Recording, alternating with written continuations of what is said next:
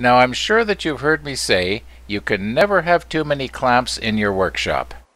Now that being said, if I'm trying to get to the place where I do have too many clamps, I'd like to have them all together in one place.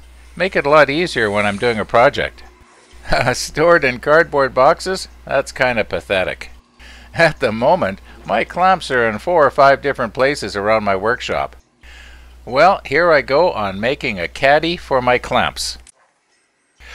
Now my plan here is to make this thing entirely out of materials that I have laying around on hand.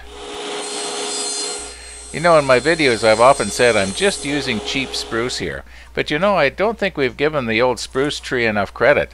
If you can remember way back, Howard Hughes made that jumbo flying boat and he used a lot of spruce in it. In fact, they called it the spruce goose.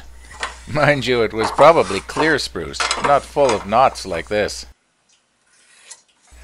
Normally what I'll do is I'll draw something out on the computer first, and this though, I'm just going to wing it, play it by ear, and I really don't know exactly what it's going to look like. We'll see what happens.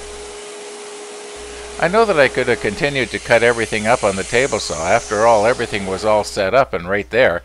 But I find that I can do a lot more accurate work if I use the miter saw, on crosscuts anyway. Here I'm going to start on the base, and I'm going to try and keep it as reasonably narrow as possible. And yet on the other hand, I don't want it so narrow that it's going to be tippy and fall over when I try to move it.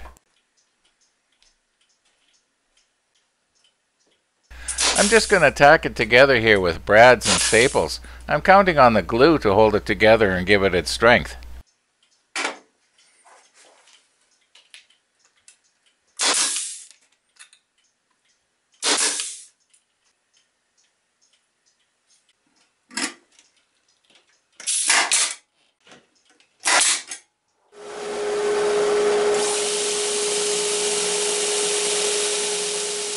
I wanted to sand the plywood flush with the 1x3s and also round things over a little bit. Get rid of the sharp edges.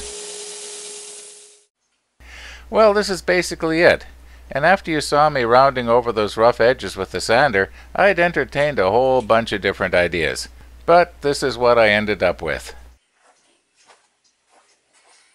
Okay, the painting outfit's on.